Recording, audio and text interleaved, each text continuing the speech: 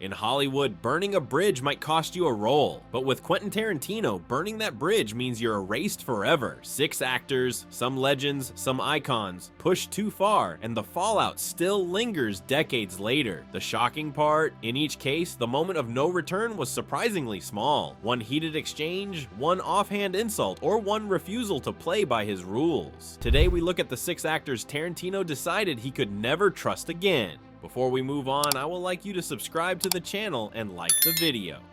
Number 1, Lawrence Tierney. Imagine writing a role not just for any actor, but for one specific man you believe could embody it perfectly, only to realize almost immediately that working with him was impossible. That's what happened when Quentin Tarantino cast Lawrence Tierney as Joe Cabot in Reservoir Dogs.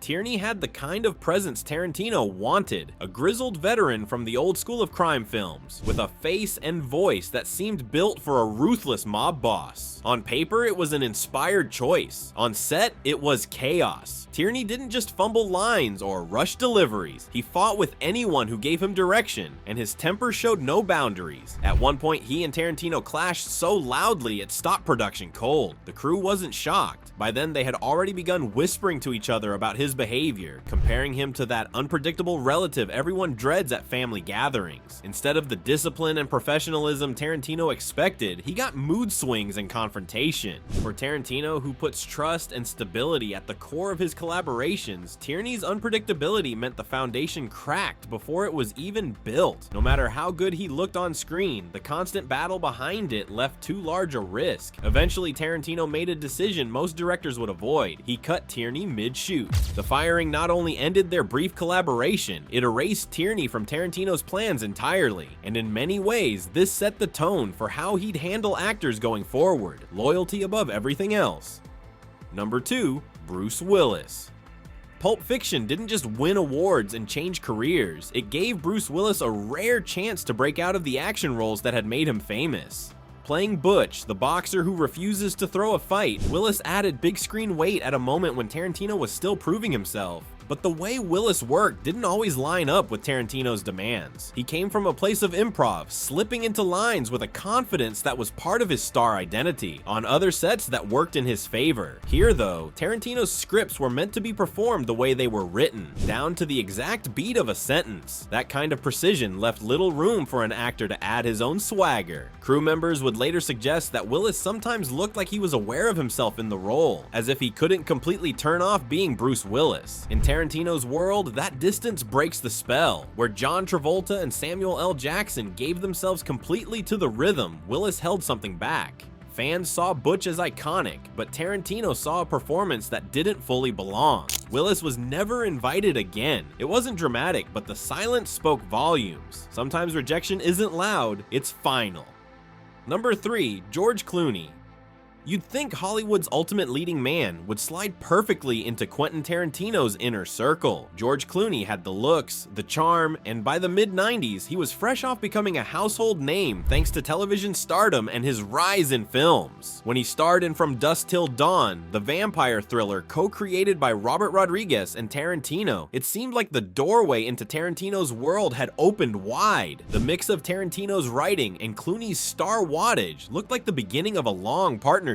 But it never happened. Not only did Clooney never return, but Tarantino made it very clear why. He later dismissed Clooney as not a movie star, claiming he didn't see much nuance in his performances. For someone whose career hinged on leading man charisma, that remark was a direct blow to Clooney's brand. The sting was deeper when Clooney went on to prove his dramatic range in films like Michael Clayton and Syriana, which critics praised as layered, intelligent work. Yet no matter what awards or acclaim came later, Tarantino had already made his judgment. At the heart of it was a difference in philosophy. Clooney had a polish that audiences loved, a quality Tarantino saw as a barrier. Clooney's presence carried too much of his own identity, while Tarantino preferred actors who vanished into roles, leaving no trace of the star behind. Number 4, Spike Lee. Few artistic clashes were as loud and visible as the battle between Spike Lee and Quentin Tarantino. What began as pointed criticism quickly turned into a rivalry that stretched across years, interviews, and film premieres. At the center of it all was one of Tarantino's trademarks, the provocative language in his scripts. The spark came with Jackie Brown. Spike Lee called out Tarantino's repeated use of the N-word, arguing that it wasn't only unnecessary, but offensive. Tarantino refused to stay quiet. Instead of brushing the complaint aside, he publicly snapped back, saying Lee had no right to police another artist's language. From that moment on, it wasn't simply a disagreement, it became a feud that traveled through headlines. Years later, their conflict reignited with the release of Django Unchained. Lee declared the film disrespectful to his ancestors, pointing to the way Tarantino combined historical themes with pulp violence. Once again, Tarantino refused to back down. The result was a Cold War. They didn't just trade words once. They circled each other through press conferences, throwing out sharp comments, each refusing to yield. It wasn't about reconciling, it was about defending ground. In the end, the fight said less about insults and more about Tarantino's refusal to compromise, even when facing one of the most respected black directors of his time. And his fights with actors could sometimes take on an even stranger edge. Number 5. Steve Buscemi. Steve Buscemi's Mr. Pink is one of the most memorable parts of Reservoir Dogs. His sharp, fast-talking paranoia made him stand out in a cast filled with larger-than-life criminals. That role captured exactly what Tarantino wanted at the time, an actor who could be funny, unnerving, and totally believable without slipping into cliché. Buscemi seemed like the perfect fit for Tarantino's world of heightened dialogue and raw edge. But as much as audiences embraced Mr. Pink, the collaboration stopped after that film, and there were whispers about why. Around Hollywood, people noticed a strange irony. Buscemi, whose character famously refuses to tip, was rumored to have gotten caught in a real-life tipping dispute. Whether it was true or not, the story stuck, and it followed him in a way that made Tarantino's script feel eerily prophetic. Tarantino himself added fuel when he half-joked that if Buscemi ever returned to his films, it would only be as a waiter. The comment drew laughs, but it also carried weight. Jokes often reveal boundaries, and in this case, it hinted at Tarantino seeing Buscemi outside his cinematic family. With Tarantino, once someone slips out of alignment, even in a subtle way, the door tends to stay closed. Number 6. Warren Beatty.